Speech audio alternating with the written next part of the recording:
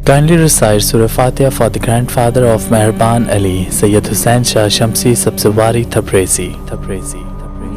ایک شہر میں ایک لکڑیاں کرنے والا بڑی مشکل سے اپنا گزر سفر کرتا تھا۔ گھر کے حالات اور بیماریوں کی وجہ سے دن بدن اس پہ قرض چڑھتا رہا۔ جب قرض کی وجہ سے اس کا گھر سے باہر نکلنا مشکل ہو گیا تو وہ اپنی بیوی سے کہنے لگا کہ مجھے لگتا ہے کہ میں جب تک یہ کام کرتا رہوں گا نہ ہمارا قرض اترے گا اور نہ ہی ہمارے حالات بدلیں گے۔ اس شہر میں تو کرنے کے لائق کوئی اچھا کام نہیں۔ ایسا کرتا ہوں میں اس شہر سے باہر چلا جاتا ہوں، کوئی دوسرا کام تلاش کرتا ہوں تاکہ میں زیادہ پیسے کما کے اپنا قرض اتار دوں اور ہم سکون کی زندگی بسر کریں۔ اس کی بیوی نے اللہ پہ یقین رکھا اور فرمانے لگی اگر آپ کی یہ مرضی ہے تو میں اس پہ راضی رہوں گی۔ بس وہ غریب انسان دوسرے شہر چلا گیا اور وہاں پہ بہت کام ڈھونڈا لیکن کوئی اچھا کام نہ ملا اور وہی لکڑیاں کر کے اپنا پیٹ پالتا رہا۔ سوچا یہ کچھ پیسے جمع کروں پھر اپنے گھر بھیجوں تاکہ میرا قرض اتر جائے، اور وہاں اس کی بیوی کچھ دن تو فاقوں پہ گزارتی رہی، لیکن جب بھوک نے بے بس کر دیا تو اس شہر کے وزیر کے پاس گئی اور دست ادب کو جوڑ کے عرض کرنے لگی اے بادشاہ سلامت کے وزیر، میرا میاں شہر سے باہر چلا گیا اور اس کو کافی دن ہو گئے ہیں، مجھے اپنے گھر میں نوکرانی کی حیثیت سے کوئی کام دے دو تاکہ مجھے 2 وقت کا کھانا مل سکے۔ اس وزیر کو رحم آیا اور اس نے اپنی بیوی کو کہا کہ اس غریب عورت کو گھر کے نوکروں کے ساتھ رکھ دو، کچھ کام کرتی رہے گی، 2 وقت کا کھانا دے دینا۔ اور یوں وہ بے سہارا عورت وزیر کے گھر میں ایک نوکر کی حیثیت سے کام کرتی رہی۔ دن مہینوں میں گزرنے لگے اور مہینے سال کی طرف بڑھنے لگے۔ وہ روز رات کو روتی تھی، اپنے اللہ سے دعا مانگتی تھی کہ اے میرے اللہ، میرے میاں کو جلد میری طرف بھیج، ہمارے حالات بہتر کر۔ ایک رات جیسے ہی وہ عورت رو رو کے اللہ کو یاد کر کے سو جائے تو وہ خواب میں دیکھتی ہے کہ امام جعفر صادق علیہ السلام اس بے سہارا عورت کے خواب میں آتے ہیں اور ان کے ساتھ امام کے عقیدت مند بھی ہوتے ہیں۔ امام اپنے عقیدت مندوں سے کہتے ہیں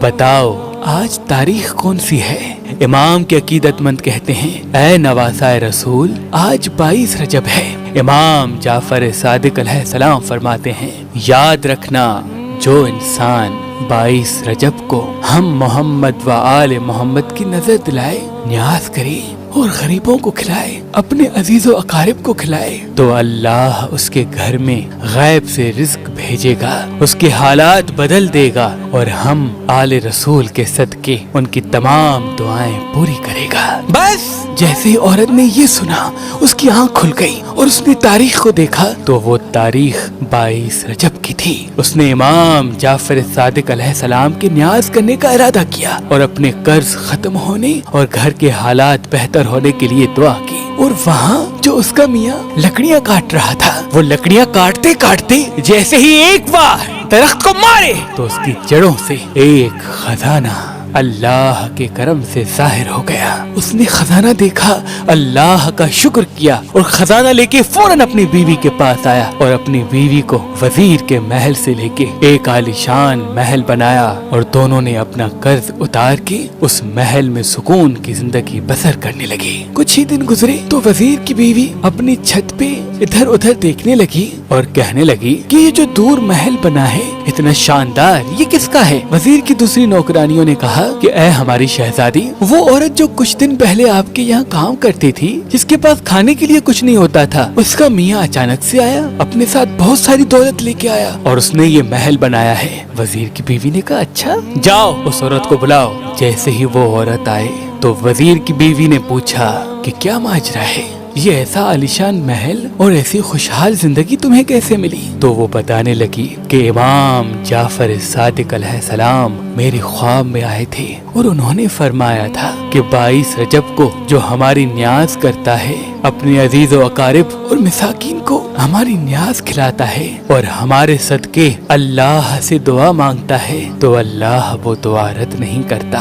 میں نے ویسے ہی کیا، امام کی نیاز دلائی اور اپنی خوشحالی کے لیے دعا کی، اللہ نے امام جعفر صادق علیہ السلام کے صدقے ہماری دعا سن لی۔ وزیر کی بیوی نے جیسے ہی سنا تو وہ دل ہی دل میں ہنسنے لگی کہ اس سے بڑا جھوٹ میں نے کبھی نہیں سنا، اس کا میاں کہیں سے چوری کر کے آیا ہوگا اور یہ اب کہانیاں بنا رہی ہے۔ वो औरत नजरों को झुका के चली गई, लेकिन कुछ ही दिनों में वजीर और उसकी बीवी के हालात बदलने लगे। उस शहर के बादशाह के जो नायब वजीर थे वो वजीर से बेइंतहा जलते थे। वो बादशाह के कान भरने लगे कि ये वजीर हिसाब किताब गलत करता है। बादशाह ने वजीर को बुलाया और पूरा हिसाब मांगा। वजीर हिसाब दे न सका। नायब वजीर ने कहा, बादशाह सलामत, मैं न कहता था कि ये हिसाब किताब सही नहीं करता। बादशाह को गुस्सा आया और बादशाह ने कहा कि आज से तुम मेरे महल में काम नहीं करोगे, जाओ। वो बेचारा वजीर उदास होके घर आया और अपनी बीवी से कहने लगा, मुझे बादशाह ने अपने काम से निकाल दिया, अब हमें ये शहर भी छोड़ना पड़ेगा और ये महल भी छोड़ना पड़ेगा। दोनों बहुत रोए और अपना सामान बांध के शहर से बाहर जाने लगे। वहाँ बादशाह का बेटा शिकार पे गया हुआ था। एक दिन गुजर गया, वो घर न लौटा।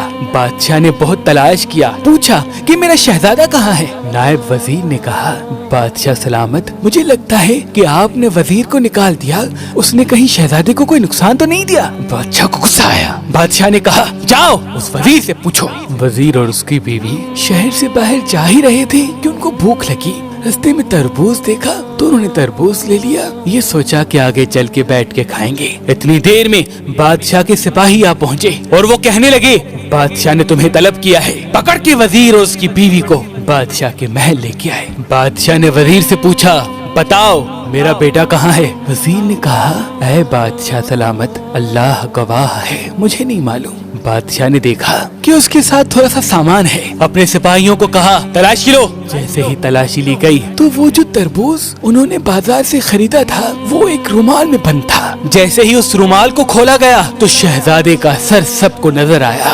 बादशाह ने जैसे ही अपने बेटे का सर देखा उसकी आंखों में खून उतर आया और वो जलाल में आके कहने लगा कि इस वजीर और उसकी बीवी को कैद खाने में डाल दो और कल सुबह इन दोनों का सर कलम करेंगे। जैसे ही वजीर और उसकी बीवी कैद खाने में आए, दोनों रोने लगे और वजीर कहने लगा, अल्लाह हमें माफ करे, लगता है मुझसे कोई बड़ा गुनाह हो गया। हर काम गलत हो रहा है, हर काम उल्टा हो रहा है। बात जब यहाँ तक पहुँची तो वजीर की बीवी रो रो के कहने लगी, ऐ मेरे शोहर, गुनाह आपसे नहीं, गुनाह मुझसे हुआ है। कल वो जो हमारी नौकरानी जो काफी दिन पहले हमारे पास काम करती थी, उसके हालात बदल गए, वो खुशहाल रहती है। मैंने उसको बुला के जब खुशहाली का सबब पूछा तो वो मुझे बताने लगी कि इमाम जाफर सादिक अलैहिस्सलाम ख्वाब में आके फरमाते हैं कि मेरी नजर दिलाओ, मेरा न्याज गरीबों, मिसाकीन और अपने अजीज व अकारिब को खिलाओ, अल्लाह हमारी नजर के सदके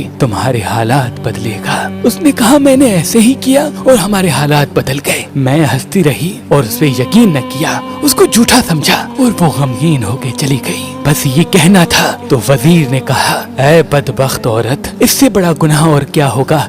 तूने इमाम जाफर सादिक अलैहिस्सलाम के मौजज़े पे शक किया। इमाम जाफर सादिक अलैहिस्सलाम के सदके अल्लाह से माफी मांगो, वरना हम तबाह और बर्बाद हो जाएंगे। दोनों मियाँ बीवी कैद खाने में इमाम जाफर सादिक अलैहिस्सलाम की नजर दिलाने की नीयत बांधते हैं और ये तय करते हैं कि ऐ हमारे मौला, हम आपका न्याज हर 22 रजब को करेंगे, हमें इस कैद से निजात दिला। ये दुआ मांग ही रहे थे कि इतनी देर में बादशाह का बेटा अपने घोड़े पे खुशी से महल आ पहुंचा। बादशाह ने अपने बेटे को देखा तो हैरत से पूछा कि ऐ मेरे शहजादे, तुम कहाँ थे। शहजादे ने कहा, मैं तो शिकार पे गया था और रास्ते में रात हो गई तो मैं वहाँ पे रह गया और अब आ पहुँचा हूँ। बादशाह हैरत से सोचने लगा कि फिर वो सर किसका था। वजीर और उसकी बीवी को बुलाओ, उससे पूछो। जैसे ही वजीर और उसकी बीवी आके सारा हाल बताने लगे, इमाम जाफर सादिक अलैहिस्सलाम का मौजज़ा बादशाह के महल में पढ़ने लगे तो बादशाह इमाम जाफर सादिक अलैहिस्सलाम पे ईमान लाके ये फरमाने लगे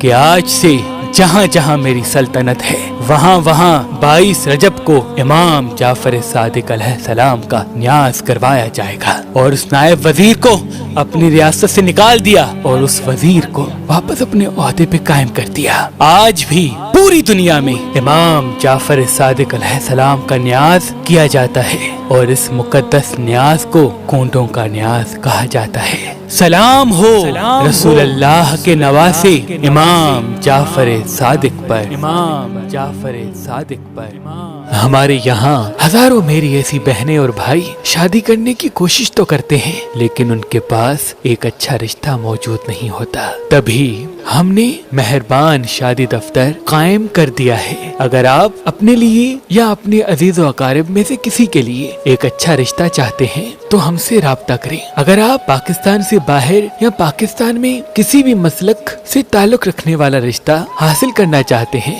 तो दिए गए नंबर पे कॉल करके अपने लिए एक अच्छा रिश्ता हासिल करें। अगर हमारा नंबर आपको मसरूफ मिलता है तो आप हमारी वेबसाइट meherbanali.com या हमारी एप्लीकेशन जो गूगल प्ले स्टोर और आईफोन ऐप स्टोर पे मौजूद है वहाँ पे आके अपना फॉर्म फिल करके अपने लिए अच्छा रिश्ता हासिल कर सकते हैं। अल्लाह तमाम मोमिनीन को सलामत रखे। अल्लाह तमाम मोमिनीन को सलामत रखे। अल्लाह तमाम मोमिनीन को सलामत रखे।